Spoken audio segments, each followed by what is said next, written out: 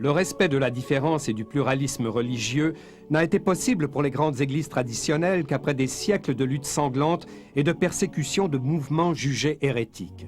Dans le vaste panorama des religions du monde, les grandes traditions ne doivent-elles pas, plus que jamais, respecter les opinions et les pratiques minoritaires?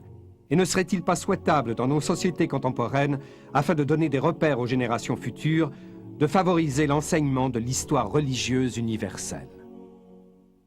Je crois qu'il est très important de souligner que des points de repère en histoire des religions, savoir comprendre ce qu'est une culture religieuse, ce qu'est un petit peu ce monde symbolique des religions, montrer les différents apports des cultures religieuses à la formation, l'évolution des sociétés, que c'est un élément nécessaire à l'intelligence de notre histoire, à l'intelligence de notre culture et à l'intelligence du monde contemporain.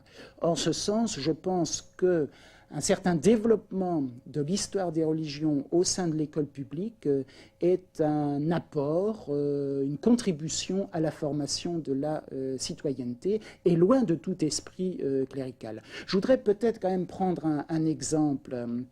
Car si les jeunes à travers l'école sont un peu mieux avertis des choses religieuses, eh bien, on ne pourra pas leur raconter n'importe quoi sur le texte biblique, sur le texte coranique ou sur l'histoire de telle ou telle religion. Il n'y a pas meilleure approche critique du fait religieux que d'adopter un point de vue historique comme sur d'autres phénomènes sociaux.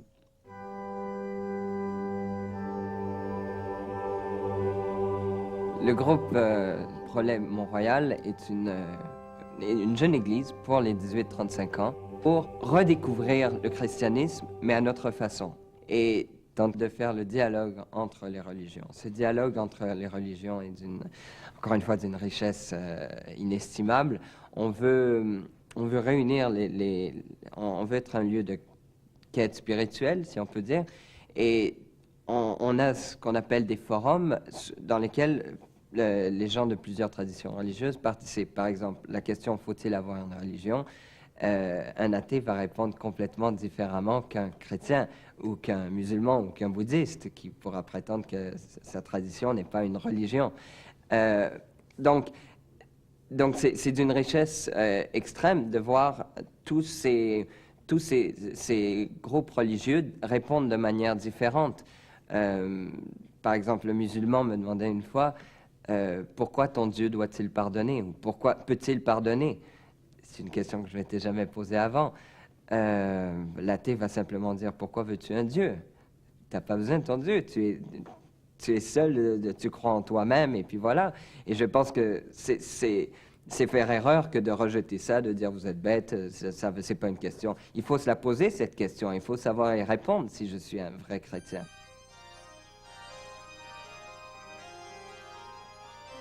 C'est bon d'avoir des doutes et de poser des questions.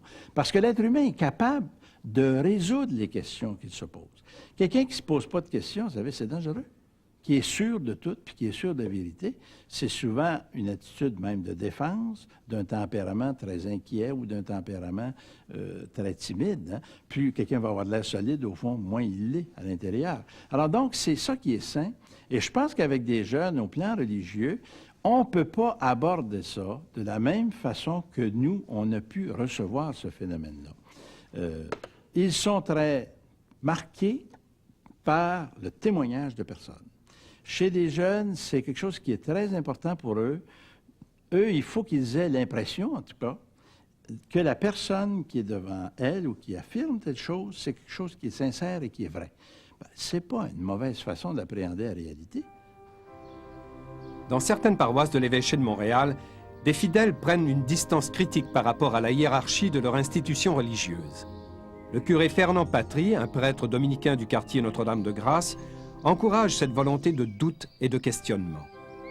Cette attitude pourra-t-elle s'étendre au sein des grandes traditions religieuses, toujours tentées par le repli intégriste et l'interdiction des voix dissidentes et critiques?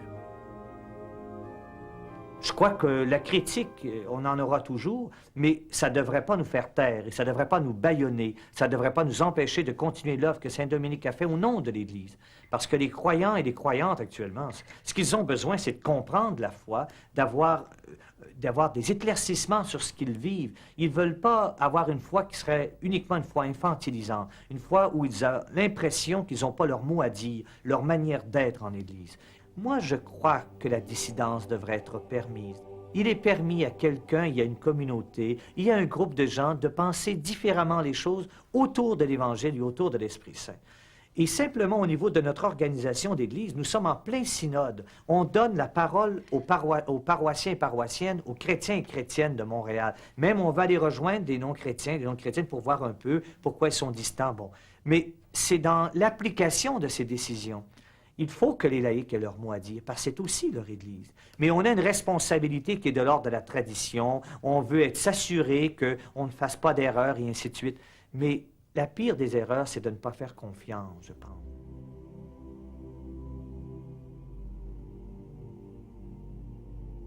La foi et le doute font bon ménage. Et j'aimerais vous citer Saint Augustin, qui a été un homme qui a fait des expériences dans toutes sortes de petits mouvements religieux de son temps, même de sectes, et qui, à un certain moment, a décidé de s'inscrire dans sa propre tradition longue, qui était le christianisme. Alors, dans un texte, il s'adresse aux manichéens, qui forment un groupe plus sectaire, et voilà ce qu'il leur dit. « Laissez-moi vous demander cette faveur. Des deux côtés, déposons toute arrogance. Qu'aucun de nous ne prétende avoir déjà découvert la vérité. Cherchons-la ensemble comme quelque chose qui n'est encore connu ni des uns ni des autres. Car c'est alors seulement que nous pouvons la chercher avec amour et sérénité si nous n'avons pas l'audacieuse prétention de l'avoir déjà découverte et de la posséder. » En cette fin de siècle, les grandes traditions religieuses apportent encore des réponses à la quête de plusieurs d'entre nous. D'autres se tournent vers un domaine spirituel d'irrationnel dont les sectes et certains mouvements religieux s'emparent de plus en plus. Notre civilisation, marquée par les progrès de la science, a donné à l'homme une puissance qu'il n'avait jamais connue. Mais les dernières découvertes sur l'univers qui n'en finit pas de grandir n'ont fait qu'intensifier son angoisse cosmique. Comme l'homme d'hier, l'homme de demain devra se méfier des gourous et des faux prophètes. C'est en puisant dans la sagesse des grandes quêtes spirituelles qui ont marqué l'histoire du monde que l'homme trouvera en lui-même sa voie vers la lumière.